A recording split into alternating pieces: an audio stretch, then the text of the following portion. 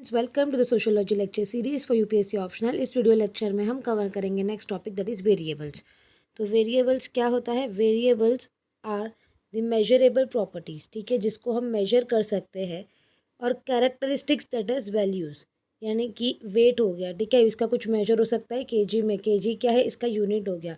तो कोई भी प्रॉपर्टी या फिर कोई भी इवेंट की कैरेक्टरिस्टिक्स जिसको हम वैल्यू दे सकते हैं, जिसको हम मेजर कर सकते हैं, और उसकी वैल्यू क्या होती है? चेंज होती रहती है, इसलिए तो उसको वेरिएबल कहते हैं, because value can vary. Okay, so in sociology variables are those parameters whose value varies as situation changes.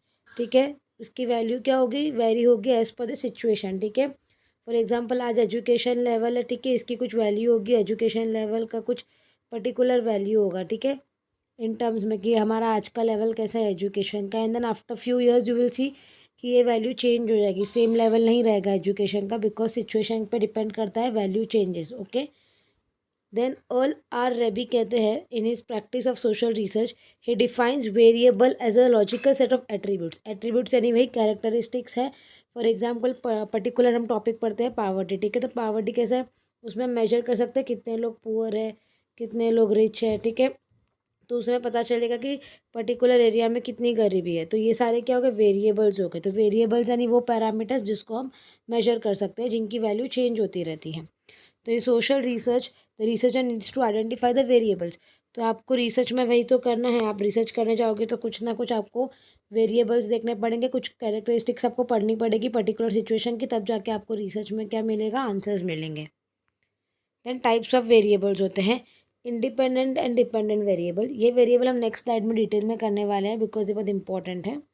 Experimental and measured variables. Experiment variables यानी कि कुछ वेरिएबल्स को हम एक्सपेरिमेंट से जान सकते हैं, ठीक है, कुछ मेजर होते हैं जिनके हमें मेजरमेंट करके भी पता चल सकता है। फॉर एग्जांपल किसी की हाइट कितनी है, तो ये मैं मेजर करके पता चल जाता है पर्टिकुलर वेरिएबल के बारे में, ठीक है। क्वांटिटेटिव एंड क्वालिटेटिव वेरिएबल्स होते हैं, तो जिस चीज़ में हम क्वांटिटी को ढूंढते हैं तो वहाँ पे क्वांटिटी वेरिएबल्स को चेक करेंगे, जहाँ पे हम कॉजेज़ को ढूंढ रहे हैं तो वहाँ पे क्वालिटेटिव वेरिएबल्स को देखेंगे। Discrete and concrete variables. Discrete and concrete variables यानी कि डिस्क्रीट यानी कि यहाँ पर क्या होगा? मैं हर चीज़ का मुझे पर्टिकुलर, यहाँ पे मुझे कोई भी नंबर का आंसर मिल सकता है। फॉर एग्जांपल अगर मैं हाइट मेजर करती हूँ तो हाइट 16.3 भी हो सकती है, कुछ भी पॉइंट में हो सकती है। बट अगर फॉर एग्जांपल मैं ढूंढती हूँ कि कितने चिल्ड्रन हैं इस पर्टिकुलर बिल्डिंग में, कितने चिल्ड्रन रहते हैं, तो कोई 5.4 5.9 ऐसा आंसर नहीं मिलेगा। यहाँ पे मुझे या तो 4 मिलेगा या तो 5 हो सकता है, राइट। तो पर्टिकुलर यहाँ पे क्या होगा? डिस्क्रीट वैल्यू होगी, यानी यहाँ पे कॉन्क्रीट वैल्यू होगी। तो आई होप कि आपको ये समझ में आ गया है। तो सबसे इम्पोर्टेंट डिटेल में हम इनको ही करेंगे, बिकॉज बुक में भी इनको ही ज़्यादा वेटेज दिया है। So dependent and independent variables क्या है? तो dependent variables are variables that are dependent on other factors और are the results of some phenomena. For example poverty है, ठीक है, अब पावर्टी क्यों है? Because you have lack of basic necessities, right. तो आप पुअर हो, ये किस पे डिपेंड करेगा कि आपके पास कितनी फैसिलिटीज़ है। तो यहाँ पे पुअर होना आपका डिपेंडेंट वेरिएबल होगा, बिकॉज पुअर होना किसी ना किसी फैक्टर्स पे डिपेंड करता है। So one more example, unemployment has increase due to lack of education.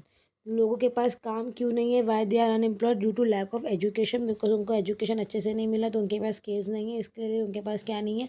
Job नहीं है। तो यहाँ पे अनएम्प्लॉयमेंट जो है वो हमारा डिपेंडेंट वेरिएबल हो गया, यानी कि लैक ऑफ एजुकेशन का ही ये रिजल्ट है ना कि अनएम्प्लॉयमेंट है। तो फैक्टर्स या फिर जो भी फैक्टर्स है जो रिजल्ट होते हैं किसी चीज़ के, किसी फिनोमिना के, या फिर जो डिपेंड करते हैं अदर्स फैक्टर्स पे, उनको हम डिपेंडेंट वेरिएबल्स कहेंगे।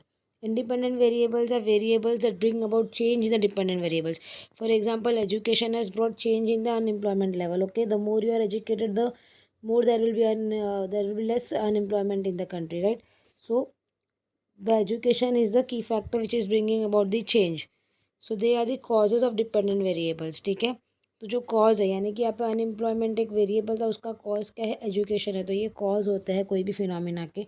फॉर एग्जांपल रिलीजन है, ठीक है, तो रिलीजन आपको इम्पैक्ट करता है, आपके इकोनॉमिक बिहेवियर पे भी इम्पैक्ट करता है। ये हमने रिलीजन एंड ये इकोनॉमिक्स एंड सोशोलॉजी में पढ़ा था कि फॉर एग्जांपल आपका रिलीजन आपको सिखाता है वेजिटेरियन हो, तो कहीं ना कहीं आपके बिजनेस में भी आप क्या करोगे? अगर आपका रेस्टोरेंट का बिजनेस हो तो you will produce vegetarian food. तो आपका रिलीजन क्या कर रहा है? आपका रिलीजन आपको, आपका जो बिजनेस है, ठीक है, तो वो कहीं ना कहीं डिपेंड किस पे कर रहा है, रिलीजन पे कर रहा है। तो रिलीजन एक इंडिपेंडेंट वेरिएबल हो गया। तो सेम ये एग्जांपल पे एजुकेशन क्या है, इंडिपेंडेंट वेरिएबल है, बिकॉज एजुकेशन ही कॉज है अनएम्प्लॉयमेंट का, लाइक लैक ऑफ एजुकेशन। ठीक है, तो जो कॉजेज होते हैं वो इंडिपेंडेंट वेरिएबल्स होते हैं। सो आई होप आपको ये बहुत क्लियर है, बिकॉज ये बहुत इंपॉर्टेंट है सोशल रिसर्च में, to identify the dependent and independent variables. In social experiment researchers needs to identify the variables. आपको पहले ढूंढना पड़ेगा कि पर्टिकुलर फिनोमेना में वेरिएबल्स क्या है, यानी किस चीज़ को आप मेजर कर सकते हो, कौन सी चीज़ है जो वेरी होती है। ठीक है, फिर आपको उसमें से वो देखना है कि कौन से डिपेंडेंट वेरिएबल्स हैं, कौन से इंडिपेंडेंट वेरिएबल्स हैं। After that linkages between these variables have to be establish. Then आपको देखना कि क्या कॉज है एंड क्या इफेक्ट, और इन दोनों में क्या संबंध है। Okay, so in natural sciences direct control is easy. Direct control क्यों ईजी है? फॉर एग्जांपल अगर आपको टेम्परेचर और रेनफॉल में अगर डिफरेंस जानना है, तो आप कहीं ना कहीं एक्सपेरिमेंट जाके लैब में कर सकते हो। ठीक है, या फिर आपको जैसे हम अर्थक्वेक की स्टडी करते हैं, तो कौन से वेव्स कहाँ से पास ऑन होती है, तो ये सारा हम लोग लेबोरेटरी में एक्सपेरिमेंट करके यू कैन सी कि कौन सी वेव्स या फिर किस मटेरियल में क्या प्रॉपर्टीज है, ये सारे एक्सपेरिमेंट कर सकते हैं। आपके पास डायरेक्ट कंट्रोल होता है। अपने sociology they are not available, यहाँ पे आप चेक नहीं कर सकते। ठीक है, एजुकेशन है तो सारा को सारा आप पूरी सोसाइटी को कवर नहीं कर सकते ऐसा एक्सपेरिमेंट में, बिकॉज ह्यूमन बींग्स है, they have their own preferences and choice. अब ह्यूमन बींग्स को एक एक्सपेरिमेंट लेबोरेटरी में बंद करके कैनॉट एक्सपेरिमेंट। ओके, तो यहाँ पे इनडायरेक्ट मेथड यूज़ होते हैं। Methods used to establish and analyze the relationship between these variables is known as multivariate और वेरिएबल एनालिसिस। यानी कि जब हम ये दो इंडिपेंडेंट और इंडिपेंडेंट वेरिएबल्स जो है, दो वेरिएबल्स के बीच में हम रिलेशनशिप एनालाइज करते हैं कि क्या कॉज है क्या इफेक्ट है, तो इसको हम मल्टीवेरिएट एनालिसिस कहते हैं कि कौन से वेरिएबल का किस पे क्या इफेक्ट हो रहा है, क्या कॉन्सिक्वेंसेज है। ठीक है, ये सब हम स्टडी करते हैं, तब हमें एक एग्जैक्ट क्या रिसर्च मिलती है। देन दुर्खाइम ने यूज़ किया था वेरिएबल्स को इन स्टडी ऑफ सुसाइड में। तो उसने क्या किया था, एक तो सुसाइड हो गया, वो डिपेंडेंट हो गया, बिकॉज सुसाइड क्या है, एक फिनोमिना जो डिपेंड करेंगे ना अलग अलग फैक्टर्स पे। आप अलग अलग रीज़न से सुसाइड कर सकते हो, कोई आपका रिलीजन कोई फैक्टर प्ले करेगा, मे भी कुछ जेंडर रिलेटेड इशू रह सकता है, मैरिटल स्टेटस। तो ये सारे इंडिपेंडेंट वेरिएबल्स है। सुसाइड क्या है, इन पर डिपेंड करता है, इसे सुसाइड क्या हो गया, डिपेंडेंट वेरिएबल हो गया। तो इसलिए उन्होंने बताया कि कैसे ये सुसाइड जो डिपेंड करता है अलग अलग फैक्टर्स पे, तो उन्होंने अलग अलग जो वेरिएबल्स है उनकी स्टडी की, एंड देन वो कंक्लूजन पे पहुंचे। तो study of suicide we will study in the thinkers वाला पार्ट। Okay, so proper weightage to be given to all variables. तो जो भी वेरिएबल्स आपको जो भी रिलेटेड कैरेक्टरिस्टिक्स लगती है सबको आपको वेटेज देना है, सबको आपको क्या करना है, मेजर करना है। वेरिएबल्स 3 टाइप की रिलेशनशिप्स हो सकती है। पॉजिटिव रिलेशनशिप्स हो सकती है दोनों वेरिएबल्स में, यानी कि सपोज एक वेरिएबल में इंक्रीज है तो दूसरा वेरिएबल भी इंक्रीज हो रहा है।